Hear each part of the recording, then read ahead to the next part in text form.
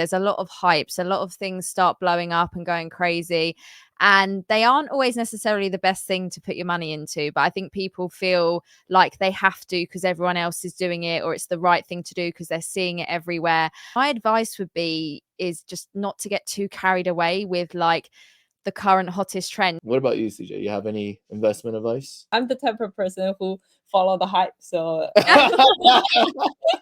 Everything we're advising against. yeah.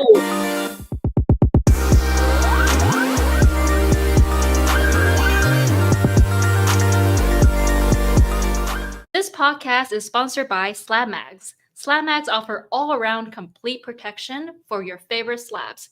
You can even use our discount code POKISMP for 10% off on slabmags.com.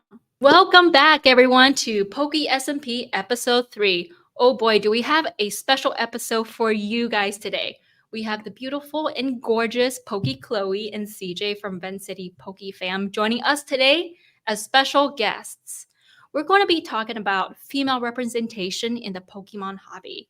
These two ladies are business owners and content creators with Pokemon as their primary focus. Welcome, everyone. Thank you all so much for joining us here today. Thank you so much for having me. Thank you for having me. Yeah, so I think you ladies are the powerhouses within your local Pokemon community. Pokichloe is from UK and CJ is from Canada. So I'm just so happy that we're able to bring everyone together to bring more awareness and put some spotlight on female creators, business owners in the hobby, because women in this hobby doesn't get enough recognition, or they get the wrong type of attention. So here we are. Pokichloe or CJ, do you guys want to do like a quick introduction? Sure. Yeah. So I'm Chloe, or otherwise known as Pokichloe. I actually had someone ask me this week, what's my real name? And I was like, it's just Chloe. Just add the Poki in front of it. So I'm from the UK, and I have a business in Pokemon. So I actually have just opened up a TCG store, and I also do YouTube streams and also do online content on social media as well. So a little bit of everything in the Pokemon space. Amazing. Hi, my name's CJ. I'm located in Canada, Vancouver. My store is a really tiny store. It's located in Richmond. And we had a store about 4 years ago, right before pandemic.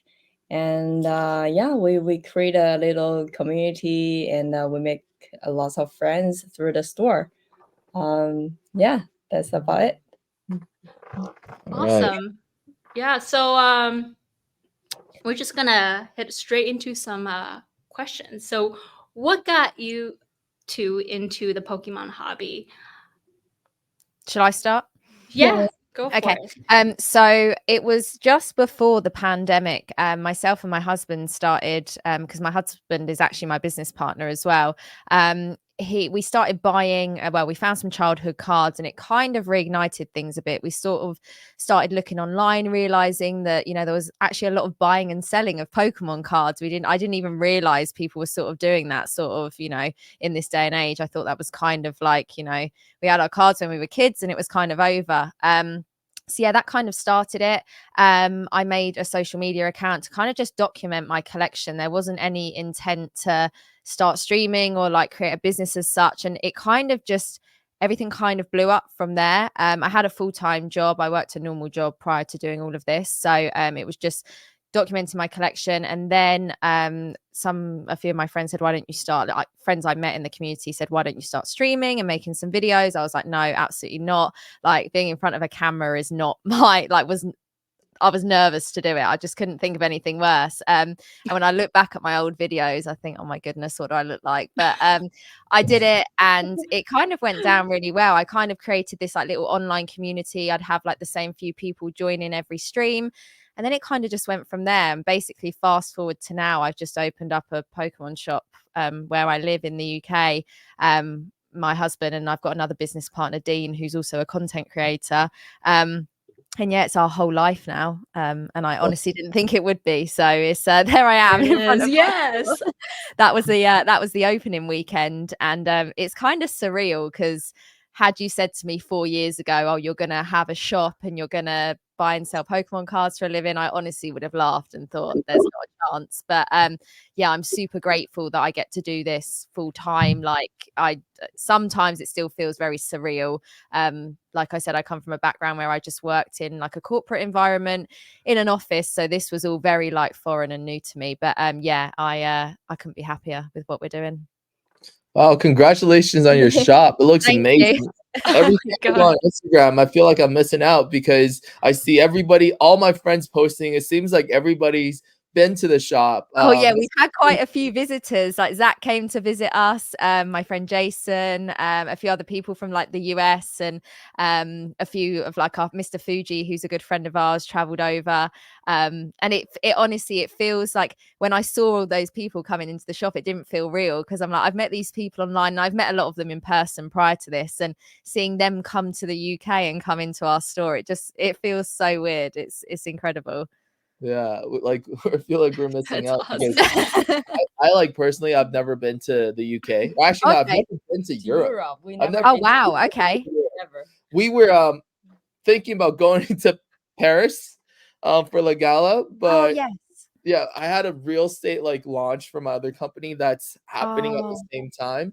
So I okay. literally could not come, and I was so choked because everyone had such a great time, it looks like. Yeah, And it's then such a good event gala. It's we insane. would have been to like Paris and then come to the UK because it's so Mm. close, right? And Yeah. Well, man, we got hopefully one day you'll get to visit in person. yeah. Yeah, we need to plan it because he's terrified of flight. Oh yeah, that's So that's why like Ah, to Europe, that's a long trip. it's a long journey. No, of course. yeah. Yeah.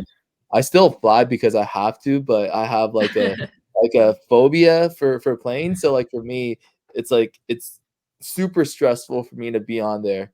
And so I Europe picked is a big trip as wisely. well. Yeah. So but we definitely need to come to Europe and come to the UK to visit Yeah, the shop. Definitely. me too. Yeah. I need to go and visit. That looks amazing. Thank you so Thank much for sharing that. No, Yeah. thank you. What about you, CJ? Okay, What got you into the Pokemon hobby? Obviously, it's because my husband, Pokemon has been his childhood. But I grew up in China, like mainland China. We don't have Pokemon cards there. Hong Kong has it, Taiwan has it, but like not mainland China. So like I grew up watching Pokemon anime, but not Pokemon cards at all.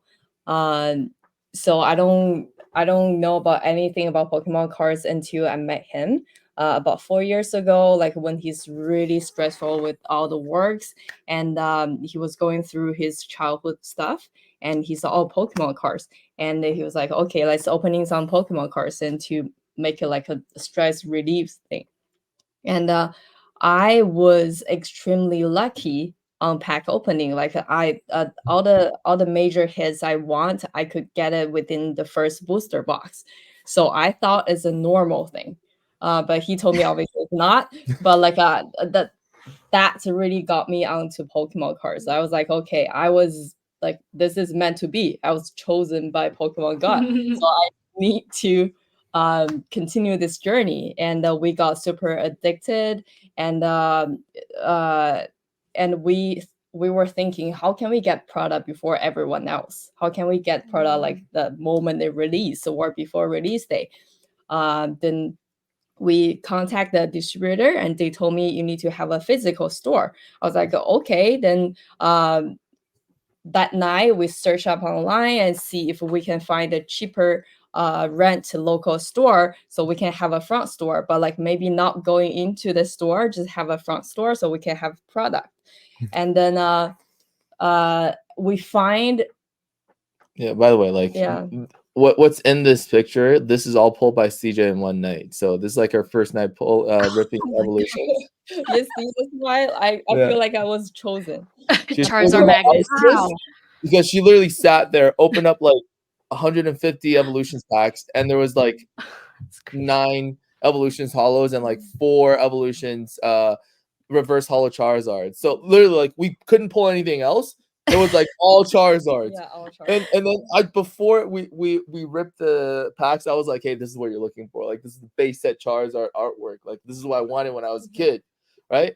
And then she was like, okay, I'm gonna rip it. And then she ripped one. It was like at one point, it was like back to back to back packs. It was like Charizard, Charizard, Charizard. And she's like running up and down. She's like screaming. She's like, oh my God, this is how it feels to get Pokemon packs.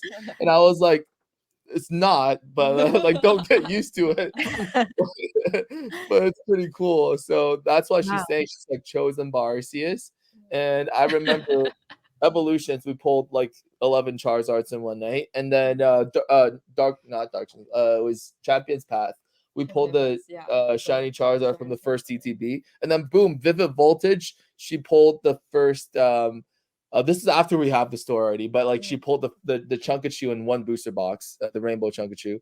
So at this point, like she was literally like, I can literally pull whatever I want. Obviously, I lost that ability right now, but like the first is incredible.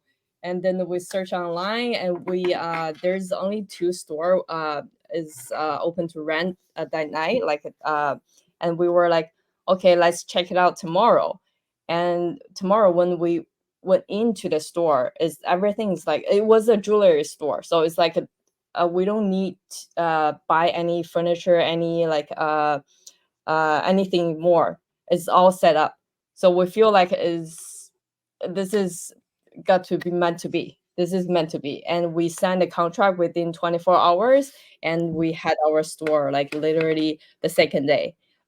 We had that idea of having the store, so Wow, yeah, everything was going like really smooth. Yeah, and that's Riolu and that's Raichu. We have 3 dogs. They all named after Pokemon.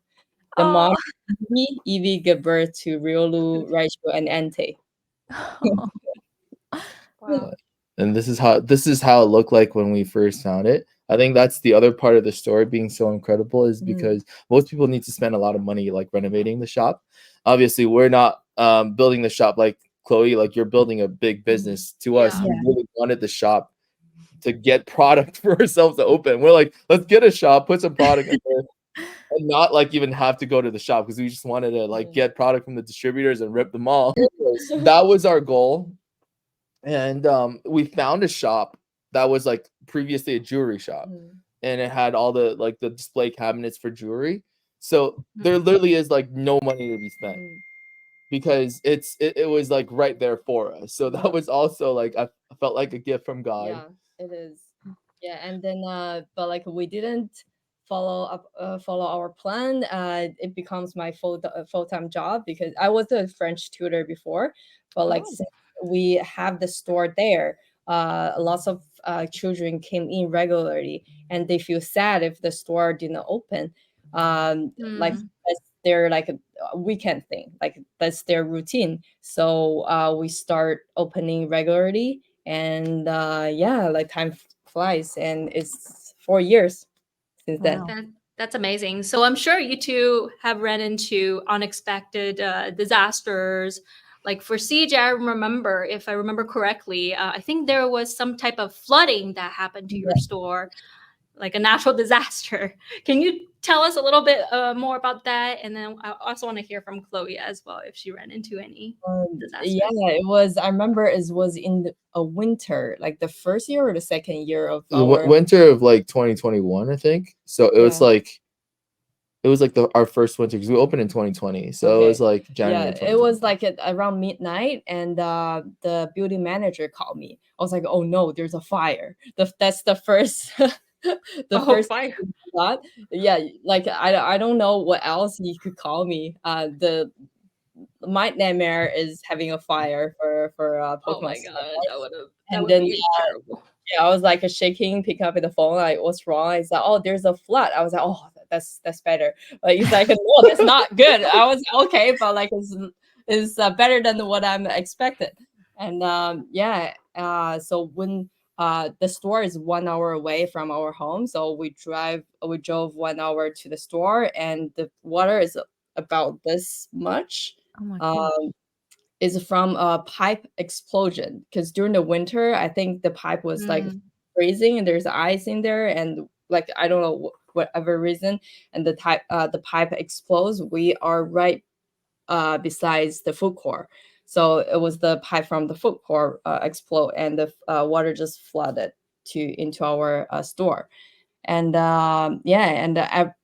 that's how I learned never put your product on the floor. Mm, Because yeah, we that's a good advice. yes, and we lost about like a couple of $1,000 for Mm, a lot. But luckily our insurance covered it. But it still took us like a few weeks to recover because they need to let the carpet dry, and they put a like a dryer in the store, and the noise was like incredible, take a lot of place. And I think that's the first major instant we have for having a store. Yeah, and it was kind of like gross too when the pipes exploded. It wasn't just like clear water. It was like oh. super oily. It was kind of gross. Oh. It smelled kind of funny and it's Mm, like sticky. So it was not good. But the good thing is all of our expensive product, well, like our personal collections at home, obviously. So there isn't anything that's super expensive at the shop. And most of the stuff that's on the ground was like deck boxes that we couldn't sell. So I mean, oh, look, okay. from a positive perspective, right? Like all the expensive stuff is like on the shelves, and that was like it could have been like an explosion on the wall, and then everything got flooded, and then we would start crying. But good thing is everything else on it was like super serendipitous that everything on the ground was like deck boxes that you had to get from distributors. I'm sure Chloe knows like you have to buy the good stuff, right? So it's kind of like the stuff that we bought knowing it wouldn't sell. So it was just like sitting on the ground and then they all got flooded. So the insurance kind of like actually paid out. So it like honestly, they paid out the cost, right? But I mean, we didn't wanted to get those product anyway. So actually kind of helped us out with the liquidity of the shop. Yeah, Nice. in the best thing. Yeah, we're kind of like seeing some light in this situation, but it was still kind of shocking. But we're always kind of positive, so we always see the Yeah, good side. So that's we're like, good. hey, at least our good stuff wasn't flooded Yeah. and insurance paid for it. Yeah. Well, so Chloe, I know you just opened up your store, but have you run into any unexpected disasters? We haven't had anything too major happen. We actually bought the building that the store is in. It's got residential above it and then it's commercial down below. So it's kind of like an investment opportunity, purchasing the building. So when we bought the building, we knew that there was damp in the commercial unit. So that was kind of like a problem that we had to overcome to begin with. And actually it turned out to be a lot better than we originally thought it was. We thought we'd have to spend like tens of thousands to fix it, and it ended up not being that bad. So that was okay. But yeah, I think the worst thing we had to deal with was just relying on like contractors and tradesmen actually delivering the job in time when they said they were going to do it. Like our shop signage was meant to be done about a month before we opened the store. And to me, that was a big part of it because it gave the store its identity. And they didn't finish it until the night before. They kept cancelling, they kept putting it off. And at this point, we'd paid them like a 50% deposit. And in my head, I thought, oh my God, they're just going to run away with our money and, never complete the job. But luckily we got it up. So since the store's been open, we've been lucky, touch wood, everything's, been smooth. But I'm sure over time there'll be things that come up that we have to deal with as business owners and tackle. Yeah, definitely. So, as store owners, have you guys ever encountered any shoplifters or anything stolen in the shop? And like, how would you deal with that situation if you caught somebody in action? Let's say, have you ever have any experience to share? Yeah, so actually, we have like a full security system. There's cameras everywhere in all areas and outside. And my business partner, Dean, was actually packing his orders up yesterday. And he had some orders laid out on one of our tables. We have some table space where people can sit down, play TCG, open packs. And he couldn't find one of the orders. And I said to him, oh, I'm just going to watch the cameras back. And a school kid actually came in and stole one of his orders. So it's the first time it's happened to us that we know Yeah. of. So we've decided if we see that particular kid again, we're going to ban them from the store. We're just going to say you can't come back in, basically. But other than that, we haven't had anything that we know of been taken just yet. Right. What about you, CJ? Have you caught anybody stealing from your store? Yeah, but there is one kid that I remembered like the most is a kid tried to a kid came in with his friend, and it's pretty obvious that his friends trying to talk to us to distract us, and they were like looking at each other, like exchange like signs, and like they give each other like how to say that sign to say, okay, we're ready to go. And the kid was trying to steal a snap, and it put his thing, or a bigger thing, or bigger of his thing on top of it, and trying to like just go out. And we were kind of knowing what they're trying to do from the beginning, so we kind of like just I don't want to say anything either once, because there's no evidence, right? But like at the moment I saw he's trying to go out, I asked him, are you going to pay for it? And he's like, no, I'm just holding it, and put it back and just ran away. I see.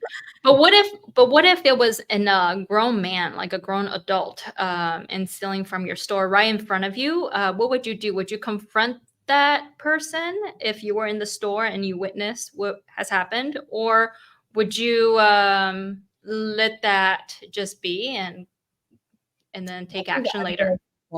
I Yeah, think I'm gonna. she's a confrontational type. She doesn't And we're in Canada, so I assume that he doesn't have a gun. well, hopefully. The gun Same laws in are the UK. Like we would assume they don't have guns Yeah, if aren't I'm in the allowed here. US, So probably I'll just pick everything you want and don't yeah, no hate towards the US. But also, do you want to talk about that time when somebody came to store and picked up the products from the online order, and then they get charged back? That's actually something that I think all new shop owners need to pay attention to, because that's a huge scam that's going around, and there's like no way around it. If it happens, you're kind of just out there. And that really hurts my feeling, like hurts my trust toward like human. It's a really big thing.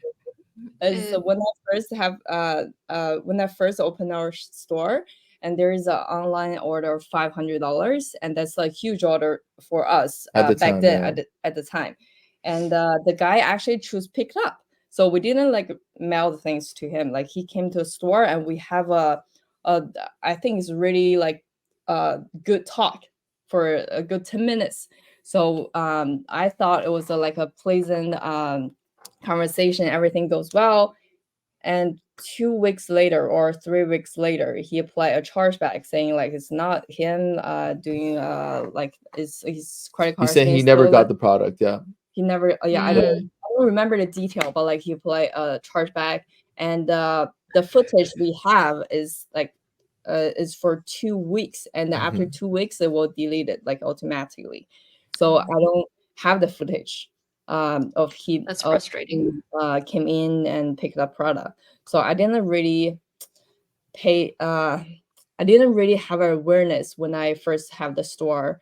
And that thing really hurts me a lot, because like I thought we have a really good time talking together, but like I don't know, he treat me like that. So that really make me really super disappointed. Yeah. Pokichloe, have you ever dealt with anything like that, like chargeback or scams like that? So I've had an online website for about 3 years prior to opening the store, and we sell all the seal product that you'd find in the store. And about a year and a half ago, we've had a couple of like really large orders, and we actually always sort of double check the customer details, just because you think, you know, it could be a scam, someone spending thousands of pounds online. And we had this same person, they were regularly buying, no issues at all, and a couple of large orders. And then about 2 months after their sort of last purchase, we received an email from my website provider saying there'd been a chargeback, and this was about £8,000. So that's about 11,000 US dollars. It's a lot of money. And like me and my husband were discussing it, you know, and for some people that would close their business down. That's like, you know, you've got no product and you've got no money. That's kind of some of the worst one. That's like the worst example, but I've had smaller chargebacks before. with similar sort of things where it's sometimes someone using someone else's card that they've stolen, and it's kind of hard. You can't do anything about it because it's out of your control. They've done it online, they've stolen someone's details or whatever, or they're just someone being difficult and they're deciding maybe they've opened the booster box, they got no hits, so they didn't get what they want, and then they're like, oh, I'm going to charge it back. But it's kind of something you just have to be prepared for especially when you're selling products online. And luckily, it was a massive hit to us, but it didn't, cause us like too much damage in the way that we, had to stop trading or whatever. But it's chargebacks are a big thing that I think people don't really realize is happening until they start doing this sort of thing as a business. Yeah, that really hurts small businesses when people practice those type of scams and chargebacks. So yeah, I think it's just like people have to be aware and build it into kind of like your business expenses pretty much. I know it sounds crazy, but there's really nothing you can do. I thought it was like pretty deliberate because he ordered online and it was like an in-person pickup. So when you buy something through Shopify, I guess it goes through like PayPal, and then if it's not shipped, you don't provide like a tracking number. Technically, there's no way for them to verify that you've received the product because it's an online order but offline pickup. So, and then we kind of just like stopped doing that, right? Like when somebody orders online that's local, you just kind of like reach out to them and be like, hey, you want to come to the store? And I even deliver to them. Yeah. Just make it easier. Yeah. Okay, so then what advice would you give others before they start like a Pokemon business? Or rather, what advice would you give yourself before you open up your shop?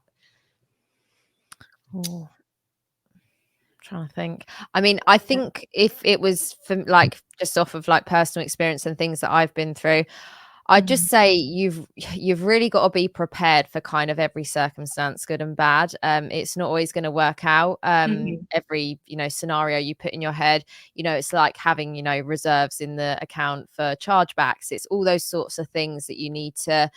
You're not just going to start the business. It's all going to go really well. You're not going to have things stolen. You're not going to have chargebacks, all that sort of stuff. So I think it's just being really realistic with yourself and making sure that you're in the position to be able to do that before actually committing to it. I completely agree. 100%. Yeah. Or my advice maybe like camera is really important. Surveillance camera. And never put product on the ground. And what else? Just be nice to the customer. Like there's always there's always more good people than bad people. So like we'll even sell, not even sell. Like the good thing will definitely will be more than the bad thing. Yeah, but what about the people that leave you like 1-star Oh, reviews? yeah. Like the Oh yeah, talk about that. Yeah. How do you deal with people who rate you 1 star for not pulling like the right product or not pulling the card that they want, or just let's pull. You just need to get used how to would you it. deal with it? I think you just have to be a bigger person and just realize that they're obviously like very sad in themselves to be then, putting that online about you. Like they know what they're buying at the end of the day, like, and it is what it is. Yeah. I think for her so far, she's only had like 4 1-star reviews, I think, out of like 200 and something. Yeah. But like it's 2 of them are clearly fake reviews from our competitors. It's like 1 star and like with nothing there. It's like new Fake accounts. account and New accounts with no previous reviews. So those ones don't really count. But I remember one of them was like some girl came in and said, this used to be my favorite store, but I walked in and the owner was just talking to their friends and I felt like I wasn't wanted. Yeah, because there's I have a small table, so people usually opening packs there. So maybe we were too excited to see other people like opening packs, so kind of ignore the customer. So I do feel so bad about that. So I deserve that 1-star review. Like I have nothing to say. It's like I feel so sorry. And there's another 1-star review is when I remember we both had fever a couple of days ago, so we were really low energy. We were kind of laying on the sofa. So when the customer came in, we were not like super like not super excited. Like we were kind of like just not Zombies. No, it was right after LA Collecticon. I remember this. It was right Yeah. after LA Collecticon, Yeah. and like, because I'm there on the weekends and she's there every day, so we're both sick. And then I remember I was like maybe sleeping or something. I was taking a nap, and then she was like half dead. So the owner is rude or something, right? Yeah. But yeah, that's like you have to be like on your A game all the time. You have to be Yes. nice to people even Yeah. when you don't feel nice. Yeah, exactly. It's Don't pretty. like you cannot bring your any emotion to the work. You Mhm. always to be like super excited because you're like the customer doesn't know your situation, right? So they don't Right. deserve your attitude or doesn't deserve your like bad mood. So yeah, that's another thing I learned or my suggestion to the new store owner. I think that's a really good point. And you can't, you can't please everyone in this Pokemon hobby, right? Yeah. But how do you guys deal with negativity or trolls on the internet in general in the Pokemon hobby space? Um, Chloe? in the beginning, because it was very new to me, I'd never done online content or anything before. And when you see comments left on your content or you see comments about you elsewhere, you take it quite personally. You're like, what have I ever done to that person to Right. make them so angry that they have to put that online? But I've always kind of been a thicker skinned person just in general life. Like I sort of don't get upset too easily by passing comments. But when I started this, I used to read them all. I used to overanalyze them and think, did I really do that? Have I really done something that's that awful?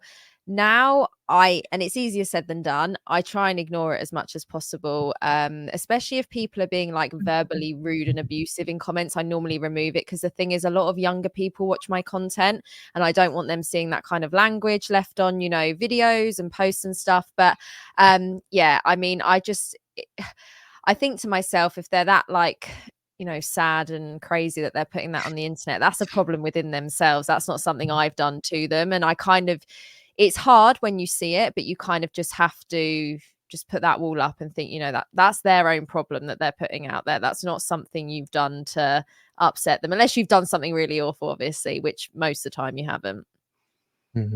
Yeah, I think that's very good advice too, because a lot of times they're projecting that negative energy onto you, and it's better to not take it personally because that's not something that you've done. It's something that they're unhappy about in their life, Mhm. and it's really hard to think about it logically, but that's the best way to think about it. What about you? I still doesn't know how to deal with it. Yeah. So it's like I like the logic I understand is reasonable. Like I use that to try to convince myself when every time I see any negativity, but I still cannot handle it. It still affect me. No matter how I convince myself, no matter I know like that is like the logic that's reasonable, but still affect me a lot. So what I do is I just post less and stop doing stream and uh, try like just do less in front of the camera. So try to protect myself. I'm not strong enough to ignore the negativity because it's really hard for me. So yeah, I'd rather just like try to stay behind the scene. And we used to do live stream, but like we stopped doing that because I think it's really energy consuming. Um, and I know like if there is 100 comments, 99 of them is good comments, but like that one like bad comments like ruin my day. So Mhm. I still don't know how to deal with it. Yeah, Yeah. sometimes all it takes is one comment to ruin the rest of your day. But honestly, like CJ, I've been getting like mostly positive comments, Mhm. so she's really talking about that one comment. And I think Yeah. you But should like look at seeing the. like the bad comment on him, I cannot handle it. Like neither. I barely check any comments because I'm afraid of seeing bad things. Not even for myself, for him, like for anyone else. Like I just cannot see any like negativities or bad comments like to anyone that I care. So I go less Yeah. and less on the social media. That's another reason why he's like, why you become like introvert? and why you not like you were he's like you were doing a live stream and why you stop. I was like, it's really hard for me. But there's also a story behind this. It wasn't just from Pokemon, because before like she started having a Pokemon presence, like I was one of the first people to make like supercar ownership content on like Chinese social media. So we were like very big in the automotive scene. So we had over like 1 million followers on Chinese social media with the automotive stuff. And at the time, I kind of like put her in front. That was kind of my fault, because I wanted to have her as kind of like the face of that as well. And I was like writing a lot of content for the automotive space, and the automotive space is even worse than the Pokemon space when it comes to like gender imbalance and like misogyny and things that are nasty said about women, because as you can imagine, people are just calling her like gold digger and all kinds of like the worst things possible. And I really regret putting her through that in our content creating journey. And that was before Pokemon, and she went through kind of quite a bit of negativity in that space. There's still like a lot more positive comments and negative comments. So when I say there's a lot, it's because like let's say we get 500 comments and there's like 450 positive ones, but there's like 50 negative ones mixed in between every time she sees it, and it really affects her mentally. So she was already kind of like she was like, I don't want to do this anymore in that space. And then we started doing Pokemon, and then she started like kind of live streaming Pokemon and getting mostly positive comments. And then eventually she's realized, even though this is like on a smaller scale, but she just couldn't take any negative comments anymore, which is why she's just in front of the camera less. But it was kind of like my fault, because she was like sort of internet bullied before all this Pokemon stuff. Yeah. Yeah. Yeah. I think personally for me, it's very intimidating to put myself, or I would imagine other people feel the same way, to put ourselves out there on social media. And when we put ourselves out there on social media, we're also opening ourselves up for derogatory comments. Mm-hmm. I think social media in general can definitely make an impact on people's, how they feel about themselves, self-confidence, self-image. There's just this unrealistic expectation of how one should look by today's societal standards as well, especially for females. It can be a lot of pressure. Do you feel any of that pressure from time to time, Chloe? Yeah, when I first started doing this, I remember I used to stream in the evening after I finished work, and I would like throw my hair up, have no makeup on because I was just sitting in an office, and I'd get home, put on makeup, do all my hair, and like make sure I looked perfect for stream. Now I sit here in my pajamas with my hair tied up, no makeup on my face. Like I don't care anymore. But in the beginning, like I used to think that I had to just be a certain way. And you do get comments about how you look, especially when you're a girl or woman, it just happens regardless. Right. And yeah, I just think I always thought, I always have to make sure I look my best. And then at the end of the day, like, I just feel like, my content is about Pokemon cards. Yes, I am talking and I am creating the content, but I feel like if people aren't there to enjoy the cards, then what I look like's got nothing to do with it at the end of the day. You're here for the Pokemon side of it. So yeah, I've kind of, especially as the years have gone on doing this now, I'm like the complete opposite to how I used to be. But I can understand that pressure, especially when people are saying stuff as well. You just feel like you have to do certain things, say certain things to be accepted, kind of. But now I'm kind of the other way. If you don't like me, don't watch me type thing. Exactly. Very well said. I gotta say, like, seeing your content evolve over the years, I can see like you being completely different from how you were a couple of years ago, like you mentioned. Like the type of confidence you have in front of the camera now is something that you can't like learn. It has to be like Incredible. done through time. Like you're so comfortable in the spotlight now because you've been doing this for many years that people can see that through the screen. Like you're so confident.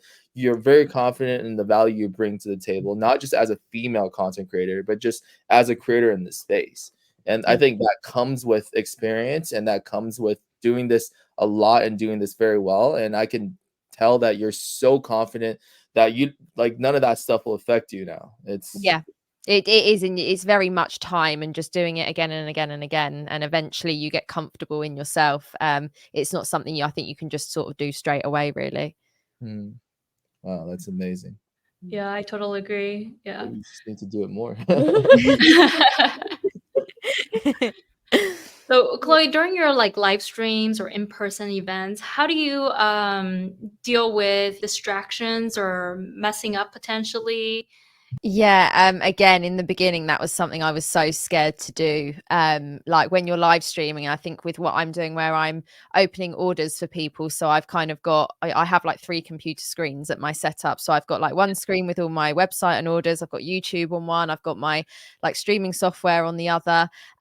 And it was a lot to kind of keep up with in the beginning. And Yeah. I think I've made every mistake possible on stream. I've opened the wrong packs for people. I've, all sorts of things. I've messed up my streaming software, so my stream stopped halfway while I'm live. Everything that could have gone wrong, as I think has possibly gone wrong. I think now, and again, now it's just after doing it lots of times, like if something goes wrong, it's not the end of the world. Like you can sort it out one way or the other. And I feel a lot more comfortable. And I think like as you do this more and you build a community, your community gets to know you, and they know that, if you mess up, they're going to be there to like support you if something goes wrong, and they don't take it too seriously.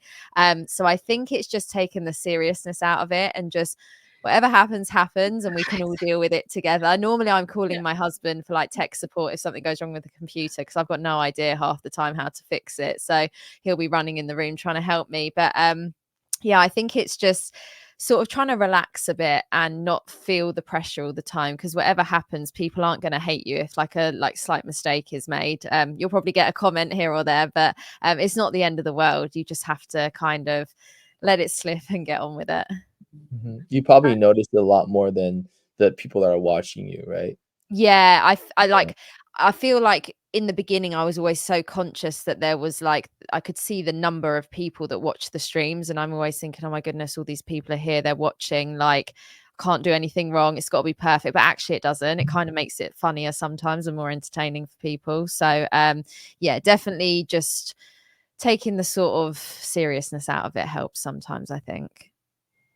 Yeah, that's a really good point. Yeah, you should think about that too. That's good advice for you. Yeah.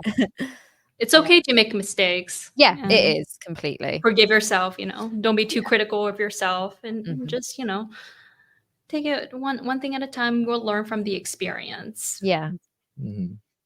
Okay, so I have a quick question. So this is for both of you. How do you guys think being a female shop owner is different? Like, have you noticed anything that would be like, let's say, to your advantage, or something that is bothering you that would be tougher for you being a female in this hobby? Because there's not that many female business owners in the space. And when CJ first opened her shop, she was the first like female Pokemon owner in Canada. And recently there's been a lot more. So is there something different that you've noticed being a female shop owner? Yeah, I think like with like opening the physical store, like if you're dealing with, like tradesmen and contractors for like, having work done in the store, whether it's the electrics being fixed or, windows or whatever, I feel like it's like if you go, it sounds really ridiculous. If I go in to get my car fixed or something, I feel like they're never going to take me seriously because I'm a woman and I don't know what I'm talking about when it comes to a car. And I kind of felt like a little bit like that when we had some people come in and give us quotes for work to be done. I feel like they were always kind of like, my husband or my other business partner Dean would normally be there, and I feel like they kind of, you're there but they're not really directing the conversation to you. And I'm like, I do own the business as well, like, I do make the decisions. So I feel like that would be the main thing that I see as like a disadvantage, I suppose, that people maybe don't take you as seriously because they think that you don't know what you're doing, maybe. But yeah, I don't know if you've experienced the same thing, CJ. Exactly, it's the same feeling over here. I've if I'm alone in the store. Oh, sorry, it's my dog. My dog. Because I Right, looked you. at her and she thought I'm calling her. Oh. This is Raichu. Oh. Ah, Rachel, say hi, Rachel. Oh, so cute. When I'm alone in the store, people have no choice but talking to me. But if I have any male friends in the store, even though they're sitting on a table, not even in the behind the counter, they're all gonna talk to the male. Like they Yeah. all assume I'm an employee and he's the owner.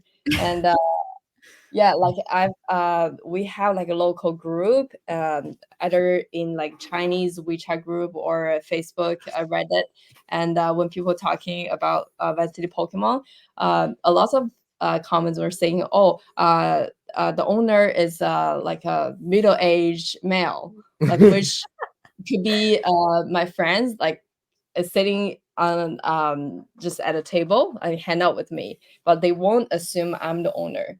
That happens still, like happens now, like just a few days ago, like like I have a friends helping out.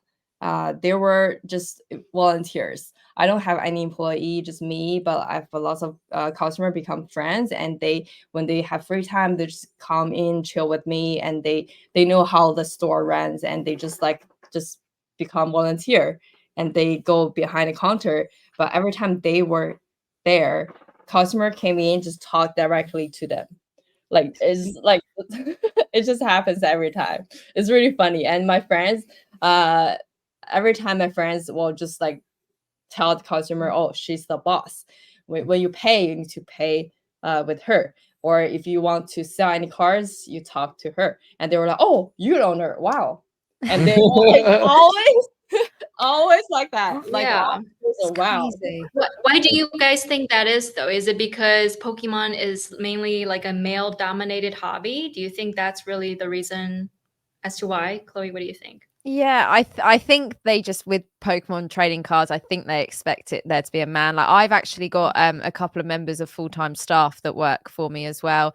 One is a man and one is a woman. Uh-huh. And I feel like, yeah, I just feel like they expect I don't know, a guy to be in there to talk to. So when they find out that actually there's a woman that's the boss, they're like, oh my goodness, surely not. But it does happen. It's a real thing.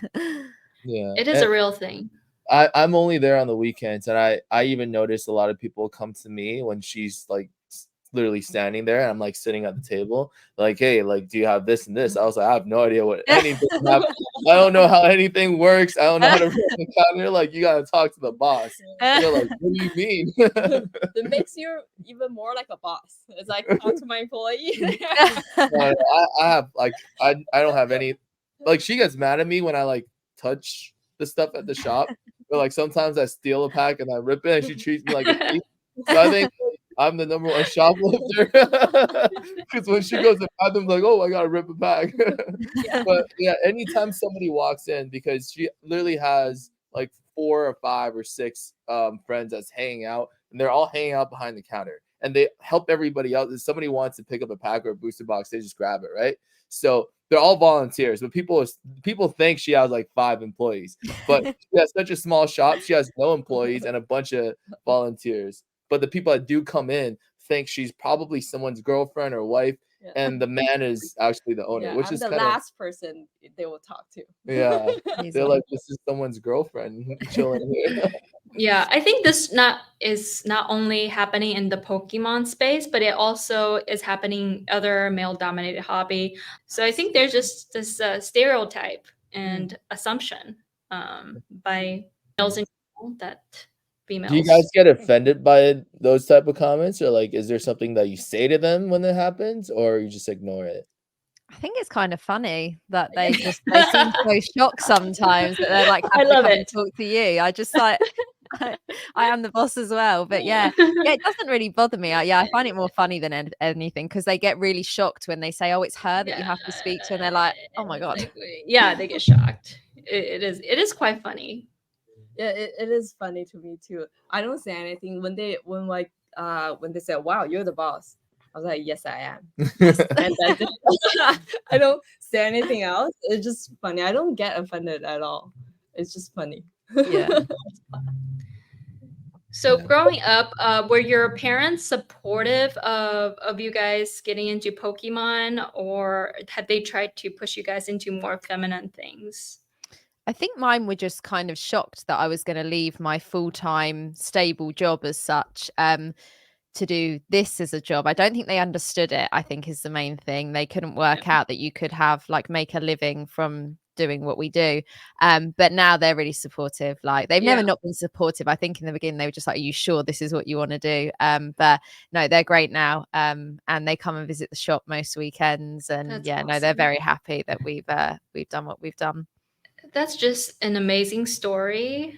It's just incredible that you built up this empire, right? Not only do you stream on platforms like Whatnot and on your YouTube Live, you also do a couple other things, and you opened up a store. Yeah. So it's a lot of A stuff lot. all at once. Yeah, no, Yes, it is a lot. I actually want to ask Chloe specifically because you have done so many things in the Pokemon hobby, and you don't need a brick and mortar store Mhm. to get business, right? Like you're Yeah. streaming, you get a lot more customers coming into your stream. You have mystery packs, Yeah. and you kind of. I wanted to ask why you decided to open a brick and mortar store because you don't need it. And I don't know if it's going to be more profitable for you or not because there's a Yeah. lot of overhead in opening a shop. It's kind of like a dream that people have, but brick and mortar stores, hobby stores don't make that much money anymore. And it's like a dream scenario for someone like you to Yeah. have a platform to sell cards without having to pay for the overhead for a shop. So, like, what made you decide to do it? Yeah, so I've had the online store. So alongside my streams, I also always had an online website where I sold sealed product. It just kind of in the beginning, I just did the streaming and pack opening, and a lot of people started asking, "Oh, do you sell booster boxes or do you sell packs?" Obviously, I sold like my own personal collection back then.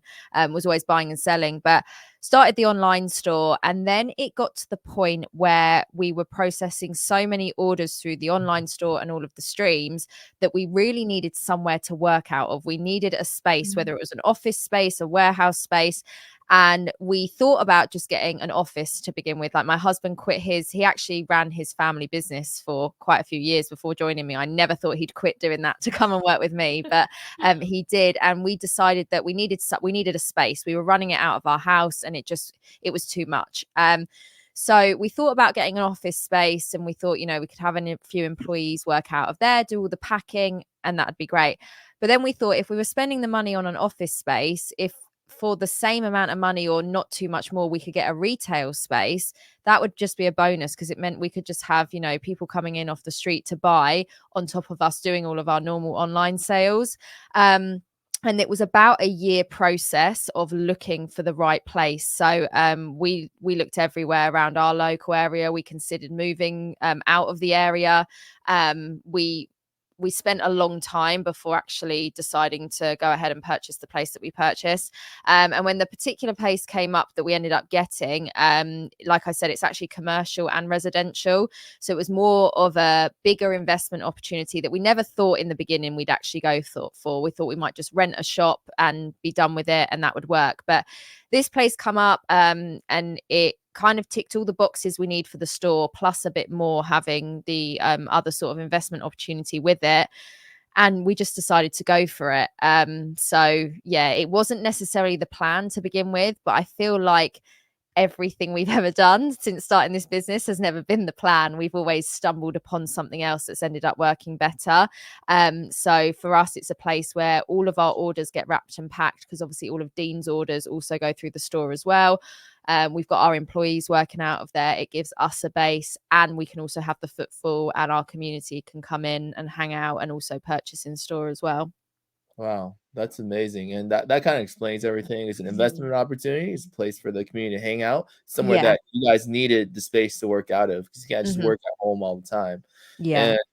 And just hearing that, I have another question because I'm very passionate. I want to get to know how people, business-minded people, kind of like run their businesses. And one of the things about the hobby store that we have decided not to do is to partner with other people because we kind of like want to do our own thing. So I want to know like how you manage the different, like let's say different goals, different expectations between you and your business partner and running the shop, because it's a lot tougher to run it with somebody else than it is by yourself, right? Like, how do you navigate that? Yeah, it is. Obviously, as soon as you do anything with anyone else, it's their ideas and everything has to be accounted for as much as your own. So Dean, who is my business partner, is one of my best friends. I actually met him through Pokemon back when I started, and we've been friends ever since. And when we were thinking about opening the store and actually getting somewhere, he just happened to be there. Me and my husband were talking about it.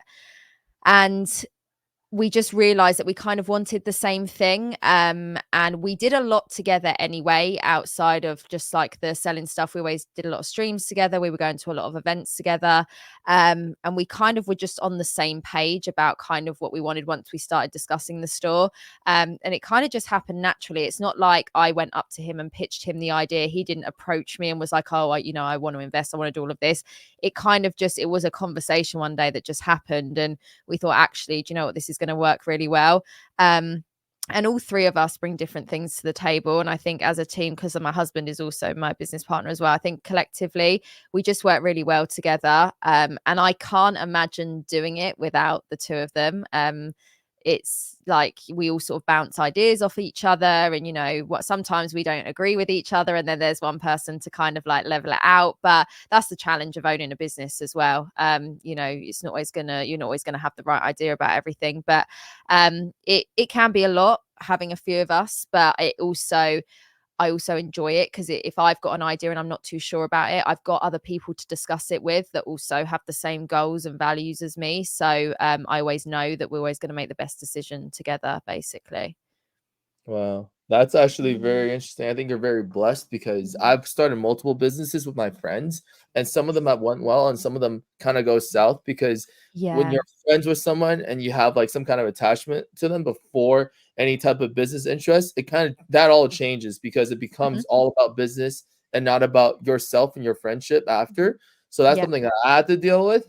So it's pretty refreshing to hear someone that's had a very pleasant experience opening up like a business with their best friend, because like my experience and what I tell people is like try not to start businesses that partner up with your best friends, because it's almost always ends up being kind of like takes away from your friendship, and there's a lot more for you to think about other than just like the business. Yeah. And it's pretty interesting to see how like how well you and Dean has worked together. I've watched you guys start the stream back in the day and had the mystery packs together, and now with the Yeah. shop, and it just seems like you guys have amazing chemistry and have the same goal. So it's not something that people just have. It's a blessing to have this type of partnership with your best friend and your significant other. It's just amazing. Yeah, no, I am very lucky, definitely. And I think the benefit, like my husband actually ran his family business for about 12, 15 years before he started doing this with me. So he'd kind of been through it all and had that knowledge of working with his family and what it was like working with family. And it's tough, friends and working with friends and family. Like you say, it changes your relationship. But I think before we started doing everything all together, we kind of like had the discussion, if we don't agree, this is how we're going to solve it.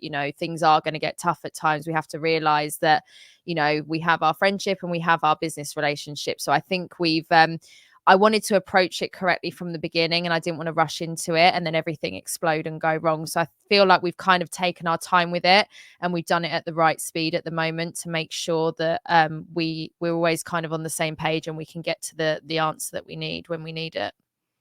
Wow. That's perfect. Yeah. Speaking of you and Dean and getting on the same page on everything, I know you guys made a big purchase on the vintage Watsy boxes. Do you want to tell us a little bit more about that? Yeah, sure. So it was it was the end of 2022, start of 2023. I received an email one day, and I get a lot of emails asking people, are you buying a collection? And I'm always buying for the business. And we received this email, and it was a photo of these boxes that you can see on screen now, and it had the person's name and the date. And I honestly didn't believe it. I thought it was just like some scam email. I thought there's not a chance there's some random person emailing me with all of these boxes for sale, and they haven't approached, some of the other bigger creators in the hobby. I just thought it's just too good to be true. anyway, so after sort of like discussion back and forth, we realized it was real, it was actually happening. And the person was actually based in Europe, which also I think was why they ended up reaching out to us rather than sort of maybe reaching out to the US, because I think it maybe would have been harder to do the deal with like shipping and logistics and all that sort of stuff. So we flew to Denmark the day after Christmas. It was like when you're running a business, your personal life kind of like stops existing. You have to sacrifice things to obviously get these deals done. So we flew there on the 26th of December, and we went to see the collection in person, obviously, before purchasing it, make sure it all looked okay. And I still couldn't believe it when we got there. I thought, oh my goodness, are we really going to buy it? I mean, this for us was one of the biggest purchases we'd ever made. And I could only dream of owning some of these boxes. When we got there, we found out there was even more. I think there was 72 loose expedition packs. There was complete hollow sets of Skyridge and Aquapolis. And I just thought, oh my goodness, this is like a dream. But yeah, we managed to come to a deal for all of it. And yeah, we took it home, and we actually opened every single one of the expedition packs for ourselves, which was a little bit crazy, but we had a good time doing it. And with the boxes, we've done various things. We've done some box breaks. We sold a couple as well. And actually, a really fun story about the Aquapolis box. We took that to Card Party with us last year, and we did a charity box break. And during that box break, we opened a base box as well as a little add-on, and we actually raised just over $53,000 for charity, which was like one of the most incredible things that kind of came out of like this collection. Wow. Yeah, this collection itself, it was a huge pickup and a huge journey for us to experience this and get all of this. And we were able to do something with one of the items as well, which we were able to give back with. So yeah, this is definitely something I'll never ever forget. It was definitely like a dream to be able to even be involved in. Wow, that that's is a lifetime thing. Yeah, definitely. That Yeah. is incredible. I actually remember the charity box break last year at 'cause our we did party it. with is it with Yummy Cards? Yeah, Yummy. Yeah. So without him, it wouldn't have been possible. He's the one that actually sort of had the idea, and I said I had the box, and we were able to come together, and we got a lot of like the creators at Card Parties come over and like Yes. open a pack, and we actually ran the stream on Whatnot. So we even had a couple of people who were actually at Card Party come up and purchase some of the packs. And obviously, it was all going to a good cause, so I think people were happy to get involved, and we had some like nice giveaways for people just to say thank you for supporting us and getting involved with it, which was incredible. That's Wow. just amazing. What an amazing collection pickup of all these Yeah. WotC booster boxes. How did you carry them back home after you purchased them? We all it because they're me, Dean, and my husband went, so we were able to transport it all between us. Which with bigger collection purchases, I like to do a lot of them in person, just because obviously the value of a lot of them sometimes. And I've heard horror stories of customs opening up booster boxes, Right. and That's ripping what a I'm few afraid of. packs. And yeah, I don't know if I'd be able to get over that. So yeah, no, I like to do bigger deals in person a lot of the time. Wait, you so guys had but you did put it in your suitcase, but you still had to pass through customs, right? Yes, you do, but it's because you're there in person. I feel like when like I've heard people shipping booster boxes that they've just put in the mail, for example, and sometimes customs obviously they see the sealed box and they want to know what's inside. I feel like if they don't have someone to kind of explain to them what it is, that's when I've heard of them, literally opening up the seal, opening up a few packs. Now, because I've traveled so much, like in and out of the country, and obviously through the US a lot for events, once you're actually speaking to them, I think they understand like it's Pokemon cards, it's not anything crazy. You can kind of explain how they work, and actually a lot of the times customs are very used to it now, because a lot of people travel with Pokemon cards, believe it or not, for conventions. But yeah, it's much easier dealing with it in person than if you're not there, because I feel like they're more prone to actually opening the product themselves and checking it, which I obviously can understand, but obviously when it's an expensive item, it then causes you problems. Yeah. Yeah. Well, speaking of traveling and Car Party, will you be attending Car Party this upcoming June? Yes, I will. Very excited to be That's able to go. I'm awesome. very lucky to be able to attend again. So yeah, very excited for that one. Yeah. Big shout out to Deep Pocket Monster. I mean, he's putting on like a incredible show. I don't know how he does it, No, but I don't either. It's a lot of logistics to figure out, I'm sure. Are It you is. doing any box breaks or charity events this summer? I'm not sure at the moment. We haven't planned anything as such. This time or this year, there's a few people who came last year that were involved with it who aren't actually going this year. So we thought if we can't make anything happen for Card Party, we might do it at one of the Collecticons maybe later in the year, or sort of maybe do like a little event somewhere if we can. Oh wow! So will you be attending any future? You will be attending future Collecticon events, right? Yeah, so I'm planning on attending the New Jersey Collecticon in July. My husband actually has family that live just outside of Philadelphia, so it's kind of like a easy one for us to get to. We can stay with them and we can drive in. And I'm planning on attending the Chicago Collecticon. I've never been to Chicago before, and it's somewhere that I'd like to visit. So I thought it was a good opportunity to mix business and pleasure together. Wow, yeah, you're doing a lot of traveling. What about you, CJ? Are you planning on traveling to any future in-person events?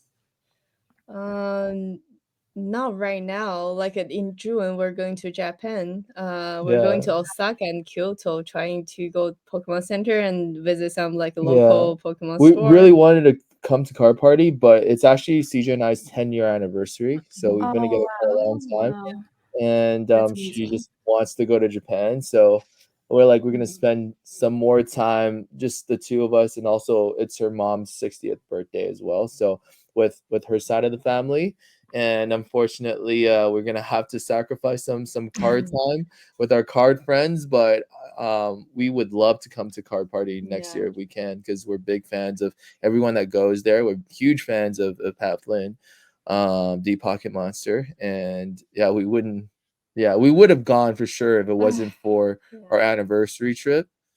Mhm. But yeah, Yeah. Car Party Hopefully. is like a big party of all the content creators It is, from yeah. all over the world, gathering in one place. It's a lot of fun. But like in UK, Chloe, do you guys have a lot of UK like get together events like Car Party or Collecticons? No, I mean, we do have card shows, but not quite on the same scale as the Collecticons, and there's nothing like Card Party, which is why we travel so much for a lot of the Mm. US conventions. They're bigger, there's a lot more on offer. We obviously get to see our friends in person as well, which is always great. So yeah, the UK, we do have events, we do have conventions, but just not quite on the same scale. We're a much smaller country, so I don't know if we ever will get that big with it, but I really like traveling in general, so I just like the excuse to be able to jump on a plane and go somewhere new. would you come to Vancouver? I would. I've never been to Canada before, so that is definitely on my list. I would You love guys should to visit invite her over to your house, Yeah, your yeah. mansion. We had Zach over last year, and we had Shiv and Caleb come over too. We love hosting our Pokemon friends, and every Oh, time amazing. we come, we kind of have like a little card party where we get the local collectors to come in and meet some of the creators that are big in the US, because there's not that many card events here in Canada as well. So we would love to have like you, your husband, and Dean over to Vancouver. Yeah, I we'd love think we're to. helping with a card show that's happening like sometime in October or something. But yeah, like we would love to have you guys over. You can just come and chill at our house. And we'll do a lot of like, card things. We kind of love flying people in and chill with us, because Yeah. I'm actually like so busy with my companies, and I don't really get to fly to places to do more card things. Yeah, But we love hosting people and coming to our place, and yeah, Is amazing. Yeah, it no, I would love to visit sometime, definitely. yeah. it's just so amazing for me to witness how Pokemon can bring everyone from all different parts of the country together to share the same love and passion for this card game. Yeah.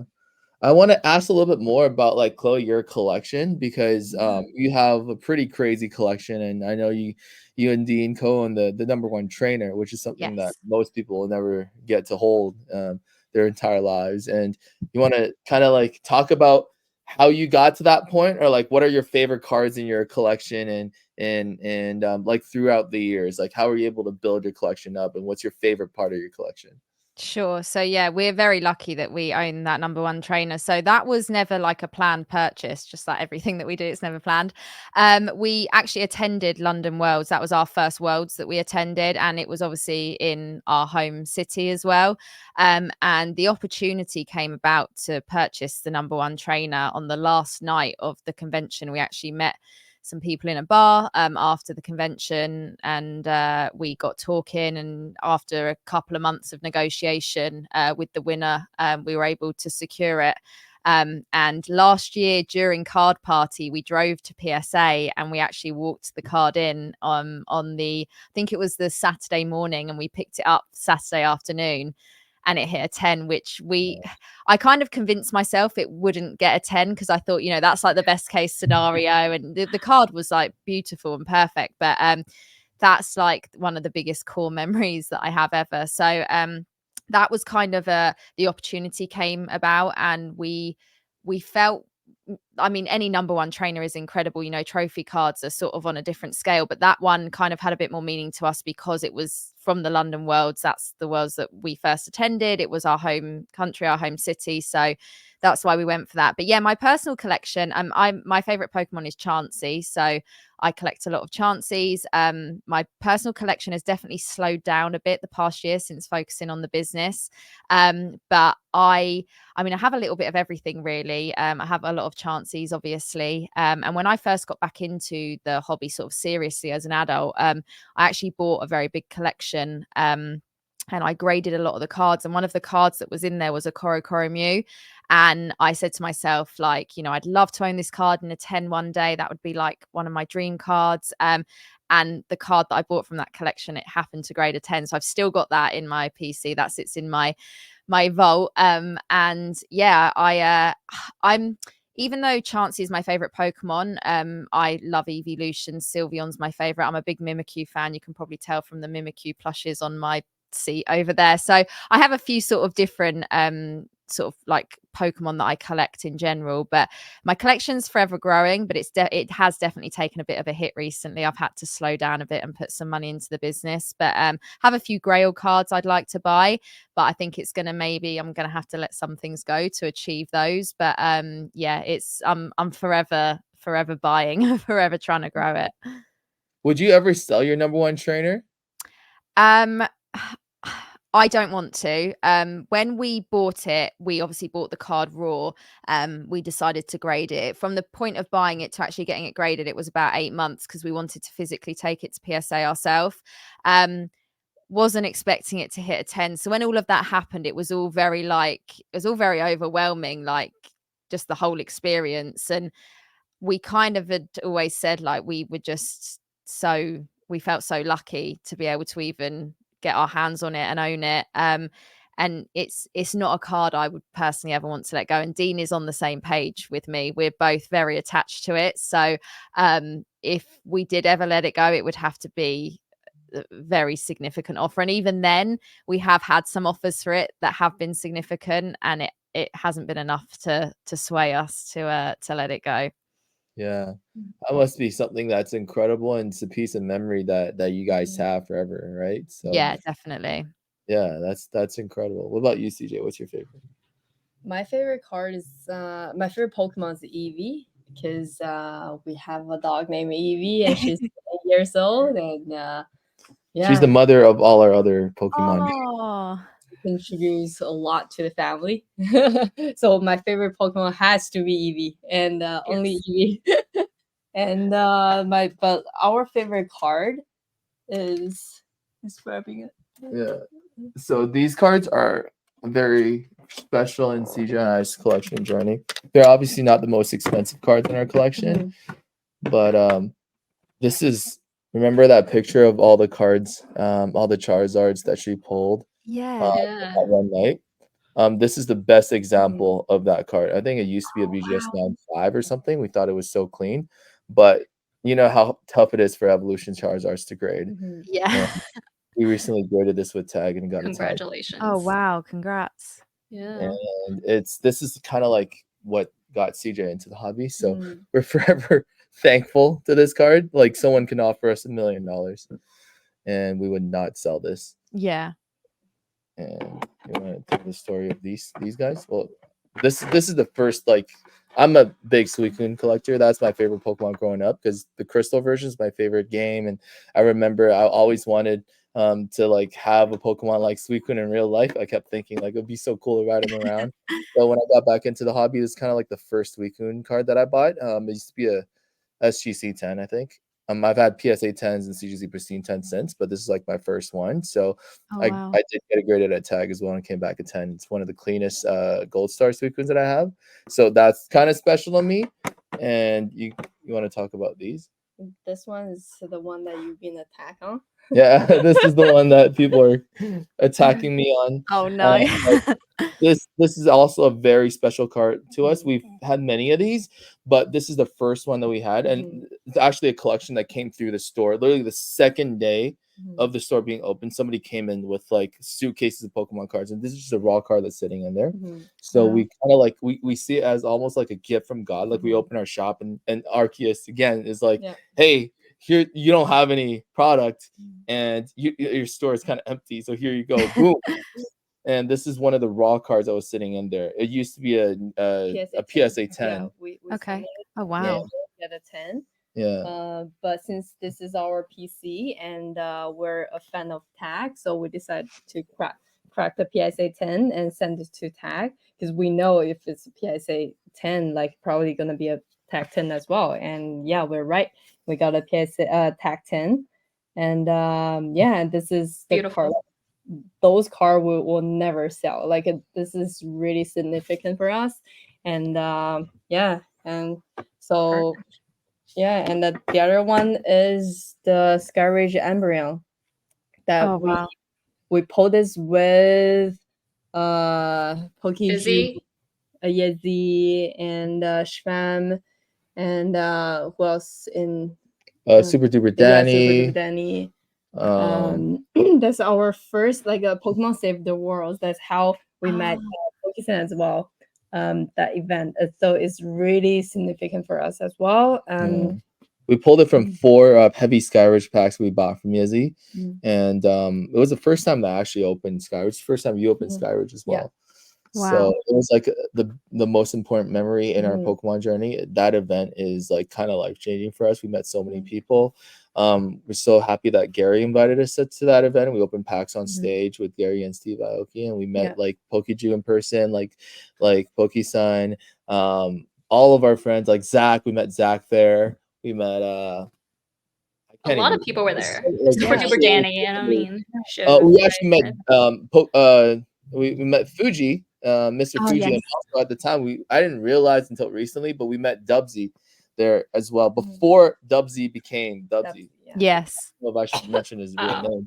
But I was talking to Dubsy the other day. I was like, "Hey, I just realized we met."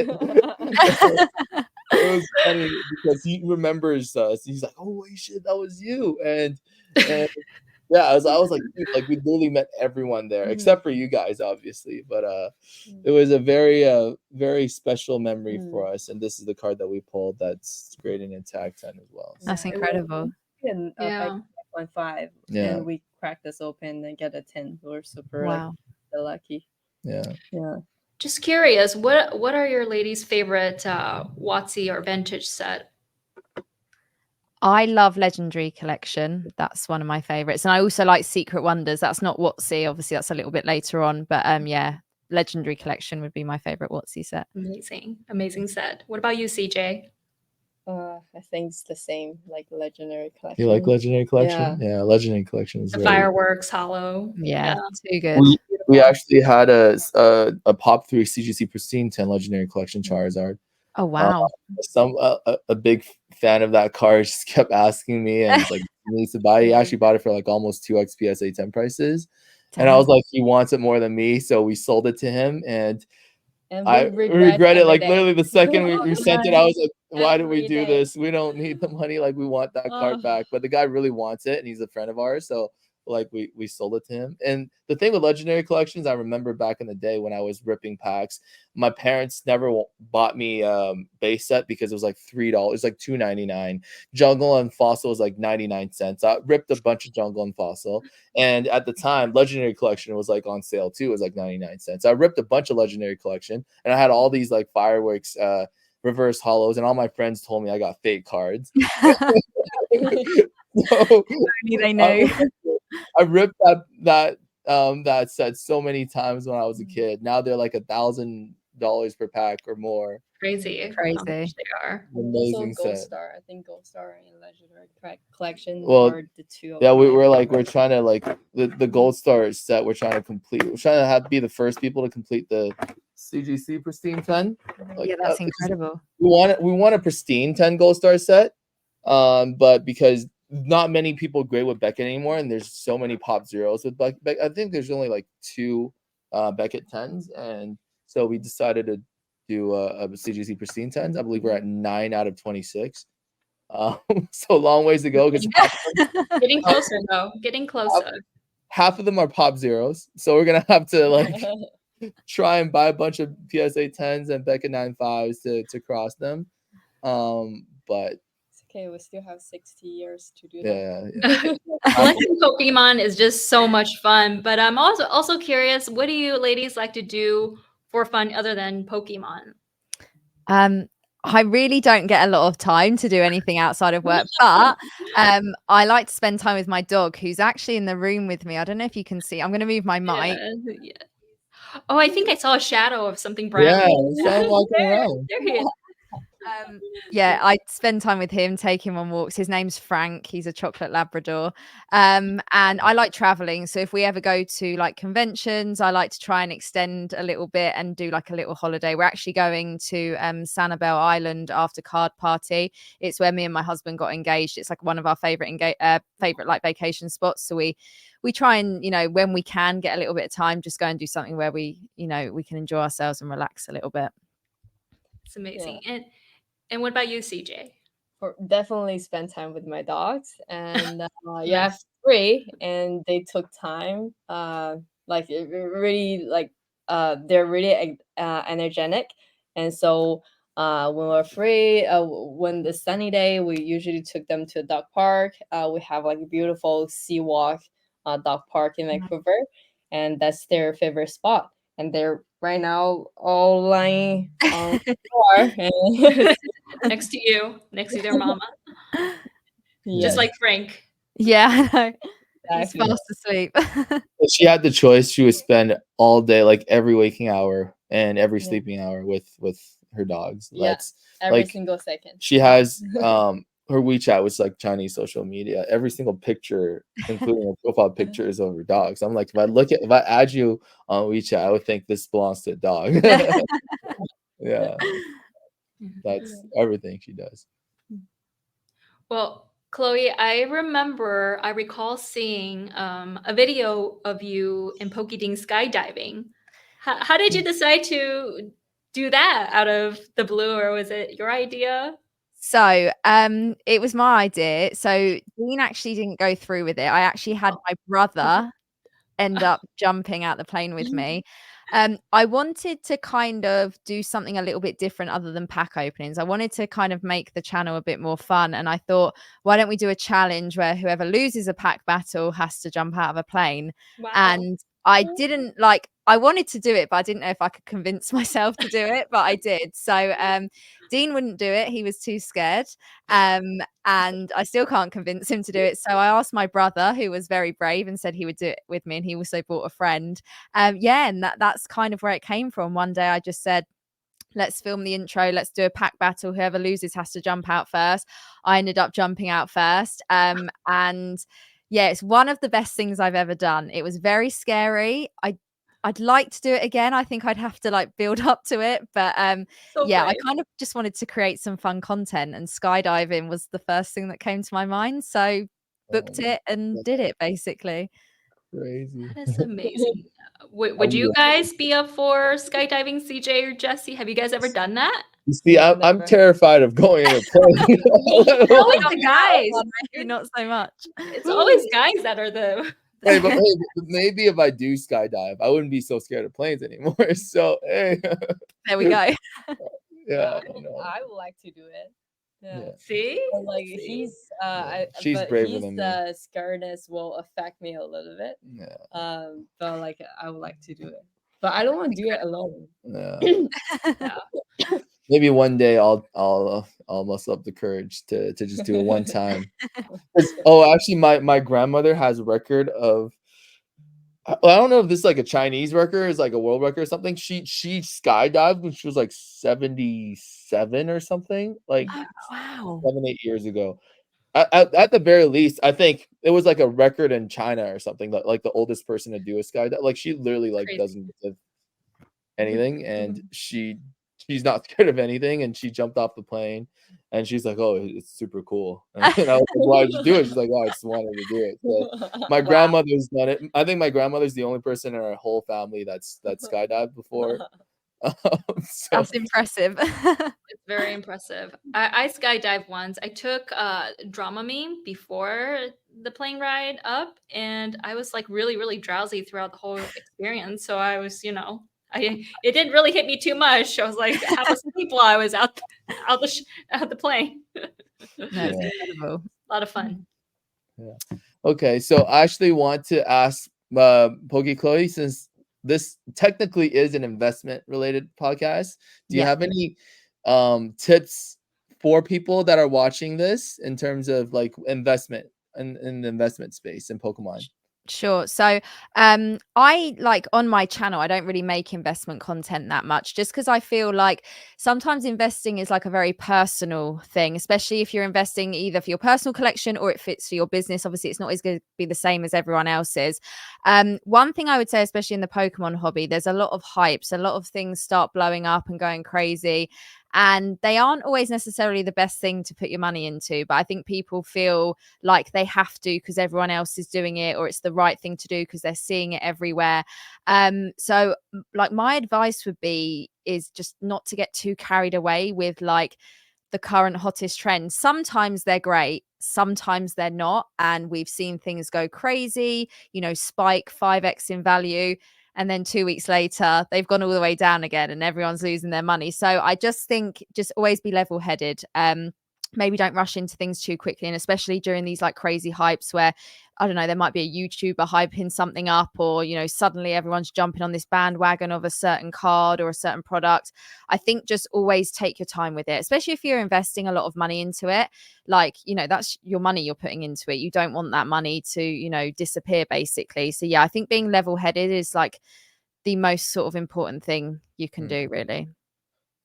That's incredible advice. So what are your thoughts on the Moonbrown and modern alt arts? Like, should you be buying these? Oh, wow. You have a black label. No way. So I remember when I was doing my oh, damn. I was doing my PWCC stream. It was over a year ago now. And I think it was the first time a black since I had been doing the streams. So I've only been doing them about a year and a half, that a black label Moonbron had come up on the stream. And I remember, I think it's my most viewed PWCC stream. The chat were going wild as it was going from like 4 to 5 to 6 to 7 to 8 to 9, 10,000. I was sitting there like, oh my God, what's happening? But yeah, that's why I love doing those streams, because you see it happen in real time. You see it as, history is made with some of these items. I love evolutions. I don't know if I could spend that amount on them. But there's definitely certain cards that I think are like iconic cards, even some modern cards, like the Moonbron. It's, one of the most sort of well-known and maybe sought after modern cards. That a lot of people are speaking about all the time. I see it up nearly every week, in a PSA 10 or, lower grades than that. But I think it's crazy seeing some of these things as they happen on the auction sites live, because I'm sitting there like, oh my God, what's going on? Yeah. Well, your advice is exactly aligned with Poke-san and I, what we've been speaking about, and that's to go against the hype. Because if you want to invest in anything, you don't want to be buying something when it's artificially inflated, and that's what hype and FOMO does. And when people think that, oh, if I don't buy this, I'm going to lose out on the opportunity, specifically on a card like the Moonbrown, when there's 11,000 PSA 10s, like you're just not going to miss out on it. Like it's always going to be available. So I think taking the time to find some other stuff that are not as hyped up that you wanted to pick up in the hobby, I think is what everybody should do, because everyone is putting every dollar into Moonbrown right now, and these modern alt arts is getting kind of out of hand. And when we say this, like, we own every alt art there is, like every single alt art in modern, most either PSA 10, BGS 10, or Black Label or CG Pristine 10.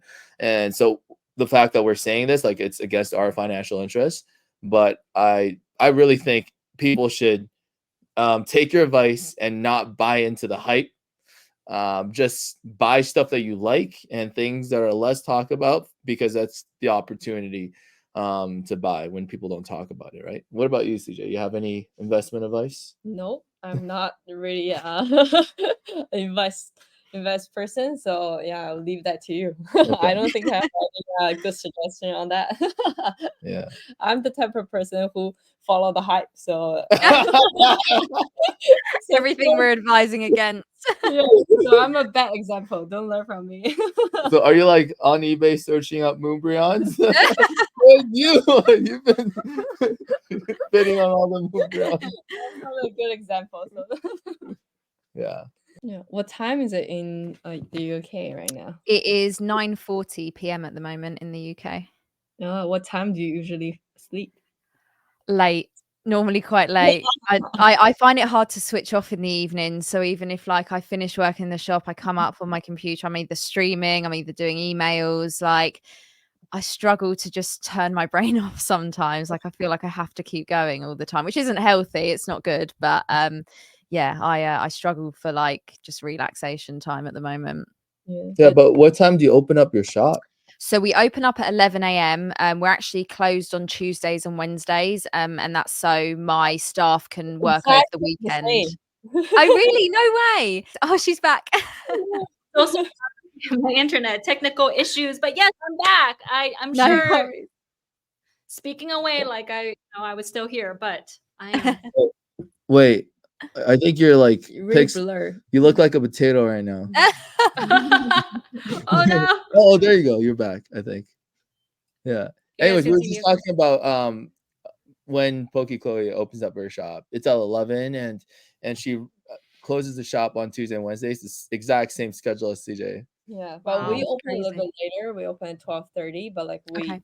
close on Tuesday and Wednesday. It used to be So- 12, and then she was like, "That's too early for me."